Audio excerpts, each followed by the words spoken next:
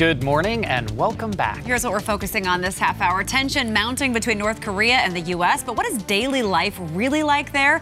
Things have actually changed rapidly in recent years. We're talking to a UW professor who not only studies the country, but has been there firsthand. Also, the French are beginning the process of electing a new president this weekend, and the race is unlike anything that country has ever seen in its history. The outcome matters a great deal to Europe, but really it matters to us here in the U.S. We'll walk you through who's on the ballot and where the polls stand. And later in the show, when is it okay to Google potential friends? Ever? Advice from a life coach. Please say yes. Please, say yes. please. We're also talking about how Portland is trying to grab the lead in the race for the self-driving car. So naturally, Brett, you have a good Facebook question for us as we stream live behind the scenes. Yes, you guys. As you know, traffic stinks, and we want to know where it stinks. Where do you guys think congestion is bad? What's the worst traffic areas in Seattle? We want to hear it. Post on our Facebook page and we'll get back to you later. Awesome. Sounds good. Yeah, well, try not to air too many grievances.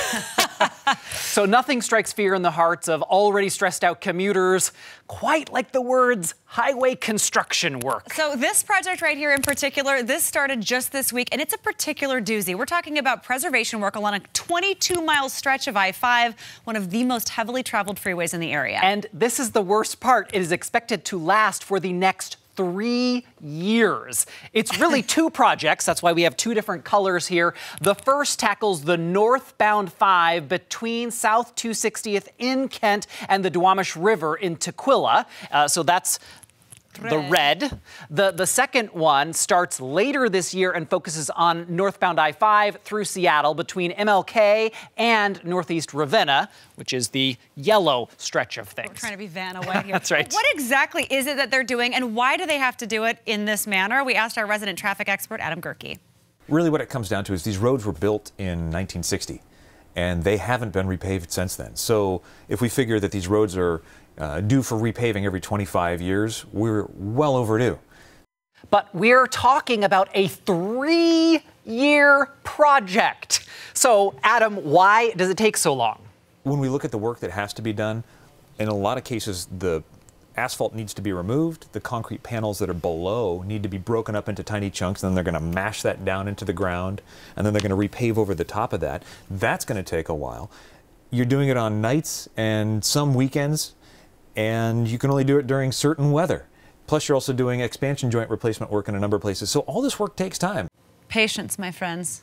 I don't have it. I know. I don't.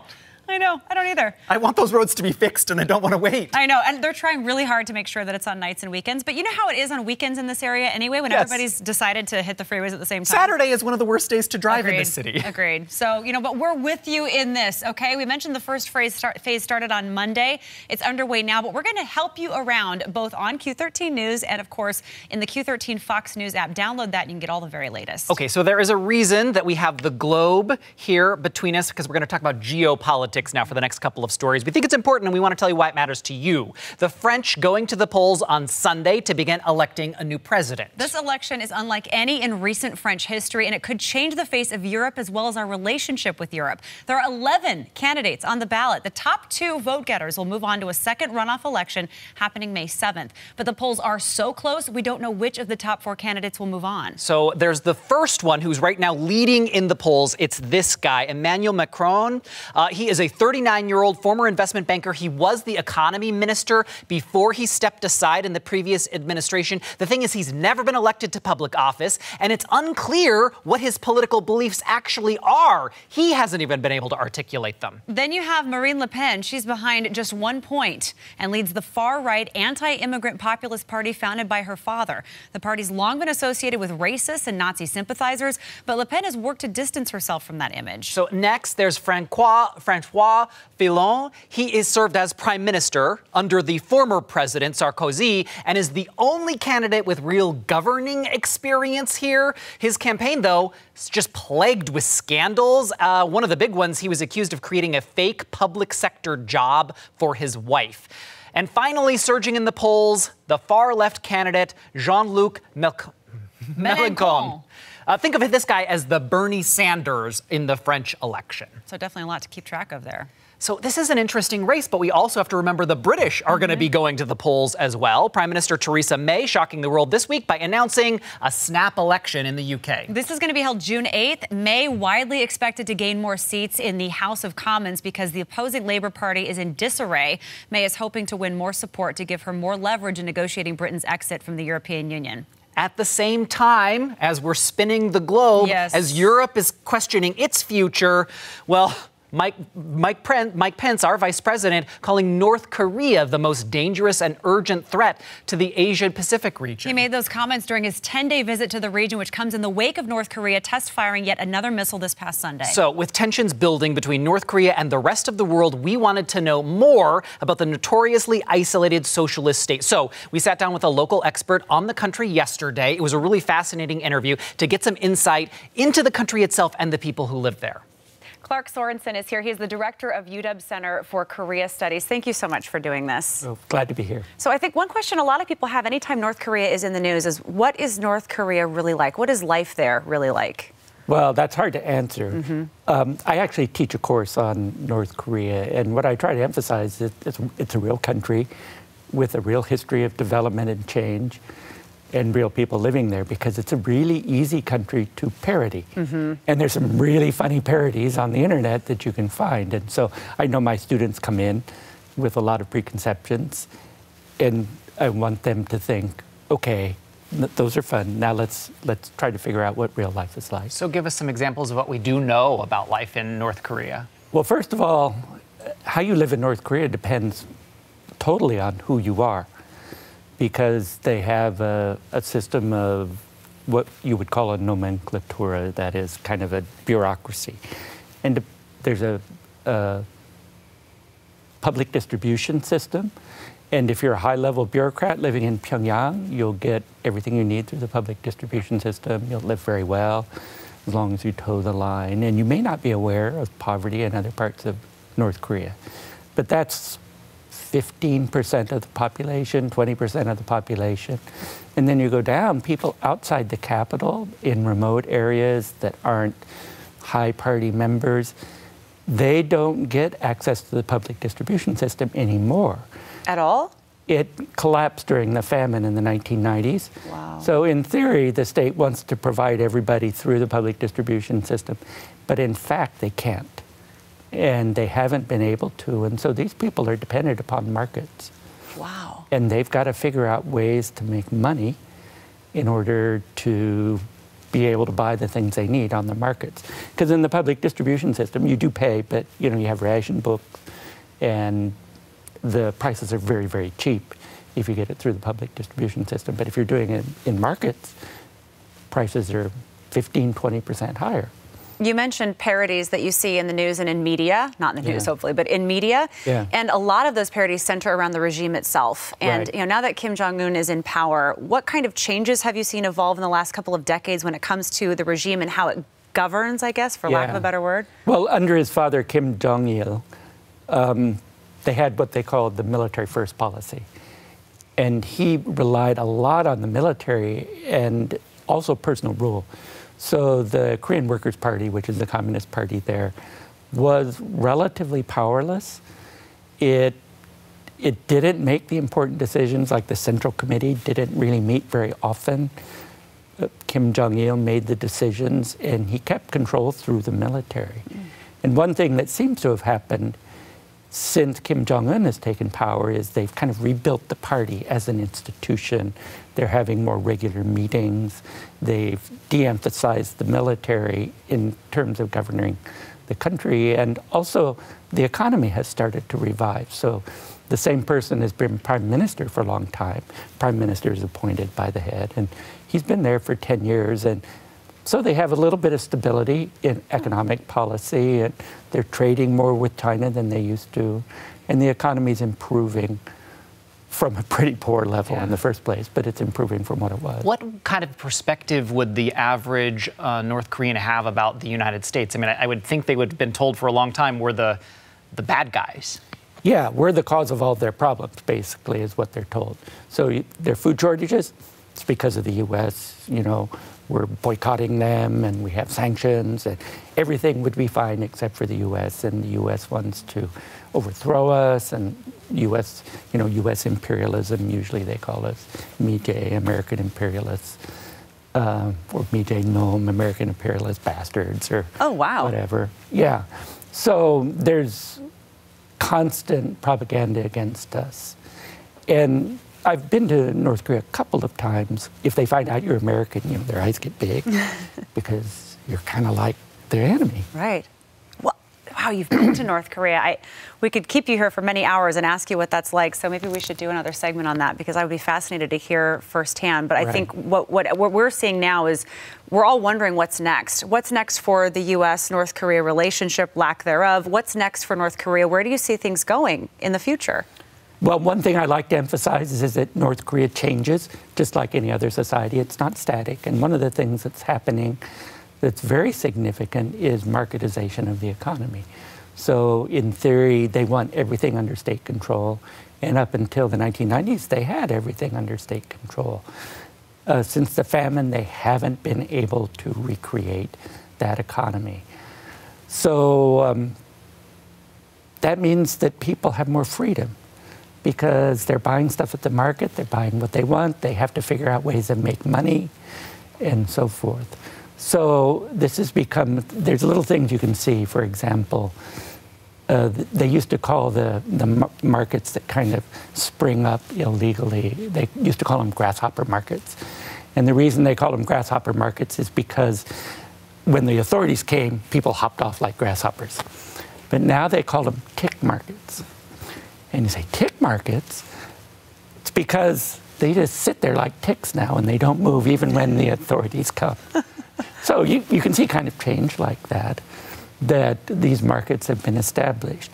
Also, they're more open to information from the outside now. Now, we have Radio Free Asia, we broadcast into North Korea, but the number of people who actually listen to that is pretty low because they're pretty controlled in what the radios that they allow people to have and so forth. But they're very, very interested, particularly in South Korean media. And it's really easy to smuggle, a movie in on a thumb drive. So they're consuming South Korean media because they want to be entertained. That could be interesting for the future to see what that does for the way that, because if they've been told for so long that the U.S. is the enemy, perhaps by well, it's not U.S. stuff that they're consuming, although they might be consuming U.S. movies. Yeah. So they know that they're poorer than South Korea. They know a lot of things that they didn't used to.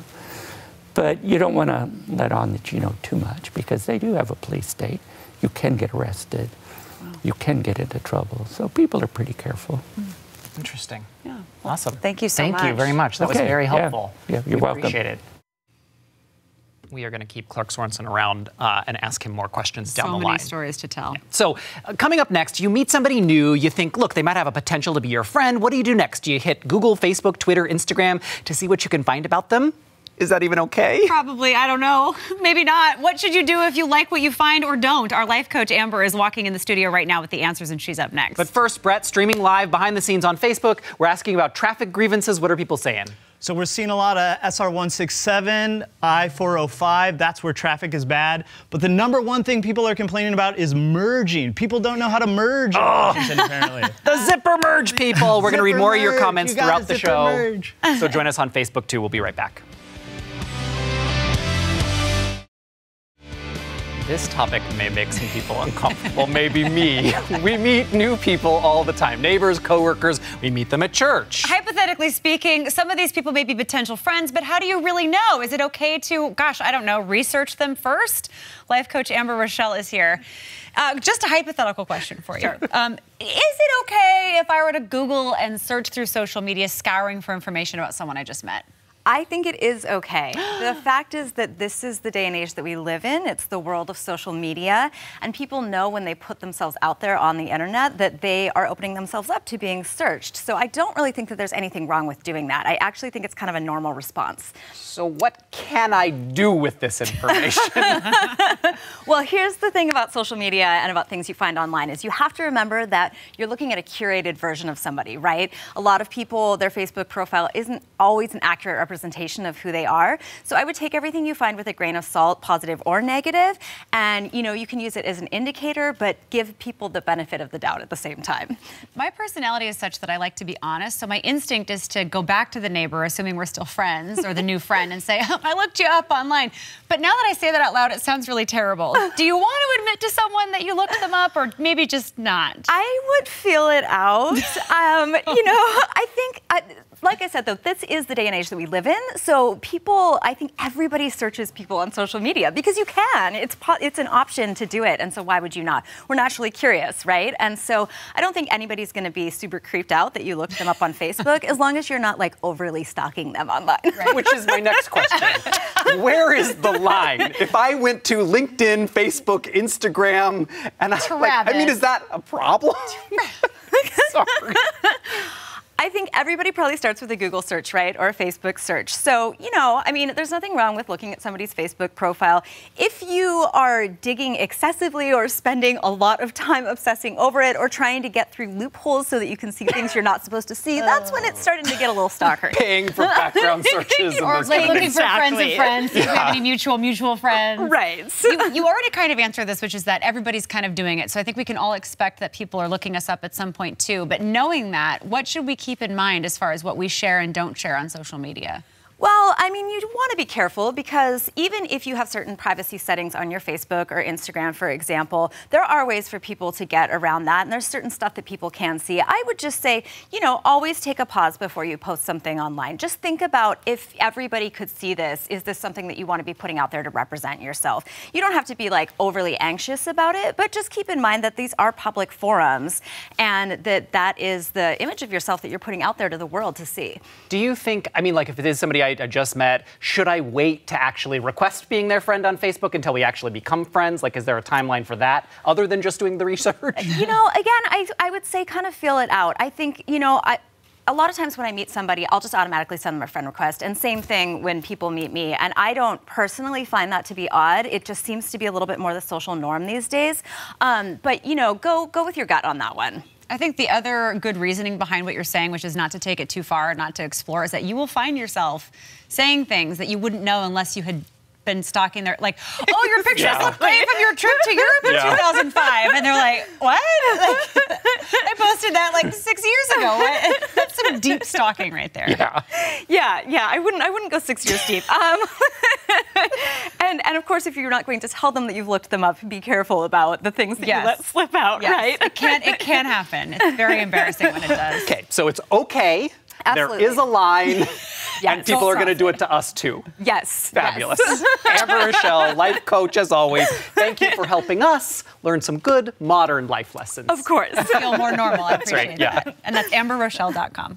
So still to come, we are talking all this morning about the self-driving cars and how they could change things in our area. But our friends to the south in Portland, they may be ahead of the ball game. Competition.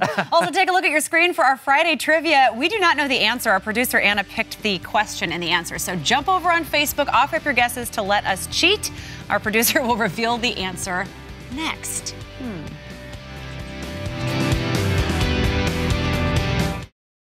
All right, take a look at your screen. The Friday trivia, drivers are doing this 12% more than they did 5 years ago. Casey. I guess text. I want podcast. That's my answer. Okay, what was the answer? Producer Anna. Oh, it was the answer I was hoping it would be. You were really rooting for that. Yes, more and more people honking their horns. I am contributing to that, so you're welcome, Earth. I think, or maybe not. Please be safe when you honk. Well, Google has been test driving a few self-driving cars in Kirkland, but Western Washington could lose any self-driving mojo to Portland. Oh, those Portlanders. Ooh. We spotted this in the Oregonian this week. The mayor there wants to bring self-driving vehicles to Portland.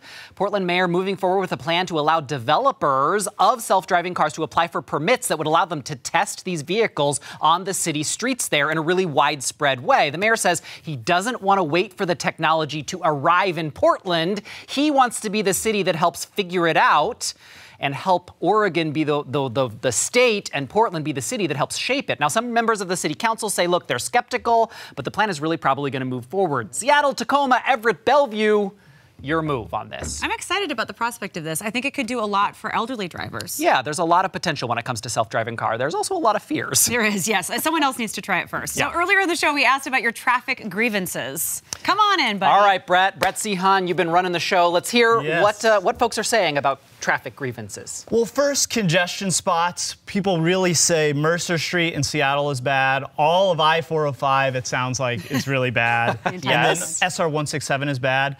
But the number one conversation is merging. Okay, what are people saying? They're arguing about merging, and some people Kay is saying they need to take people need to take classes on how to merge. Yes. Yeah. One thing everyone can agree on is keep a consistent speed when you're merging, you know? Don't speed up at the last minute, don't slow down at the last minute. That's what everyone's kind of talking about. I hate the careful merger. I'm sorry, the slowing way down and looking for that right. No, let's go fast. Merge fast. As long as you're not the fast one who goes until long after the lane has already merged over and now you're on the shoulder and then you just, and then you do this and then I don't get a single thank you wave. Not even a, oh, sorry, I was in a hurry. Sorry. I don't, proper then. I should also say people love the self-driving cars idea. They want to see that in Seattle. Why Portland? We want to see it here in Seattle. Yeah. So self-driving cars. I think the city council should think about what Portland is doing here as well. Although they do frighten me just a tiny, tiny bit, giving over that kind of control.